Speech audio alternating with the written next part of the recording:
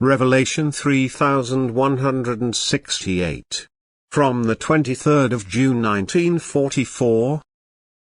Refuting the objections of the unbeliever. The knowledgeable person will be able to refute every objection raised by the unbelieving person in order to justify his unbelief.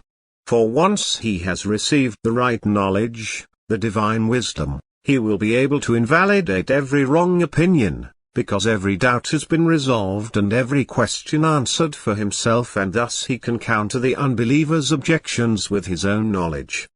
He can now utilize his knowledge, he can himself enlighten, correct errors, answer questions, he can teach and dispense wisdom, which, however, will only be recognized as wisdom if the listener is sincerely desirous of truth.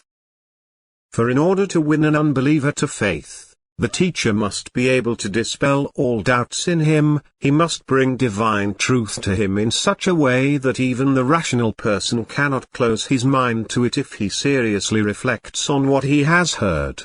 He must try to logically justify the knowledge he wants to pass on to his fellow man, so that even the critic cannot reject it completely, but must take a stand on it. The knowledge he has received himself obliges him to pass it on, but it also enables him to do so that he only carries out something for which he has been prepared by the supply of truth from God. Admittedly, opponents will arise who even want to shake his knowledge, for wherever the truth is spread, God's opponent will also try to assert himself in order to prevent it. But anyone who stands up for the truth, who does not seek to gain earthly honor and fame, need not fear an opponent, for he only speaks on God's behalf and is now also in God's power if he represents his word. What God previously imparted to the human being in his love in order to train him as a bearer of truth irrevocably remains his spiritual property, even if he has not yet completely mastered it mentally, yet if he carries out the teaching activity, the thoughts will flow to him as he needs them in order to speak for the truth.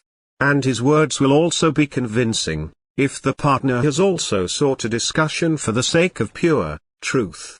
But they will fall on the ears of the one who only raises objections out of belligerence, the refutation of which is of no interest to him, without success. But the representative of pure truth will soon recognize this and use his words sparingly, for he only shares his knowledge where it is desired, because God places it in his heart, because it is precious good, which he too could only receive through a heartfelt desire for it. Amen.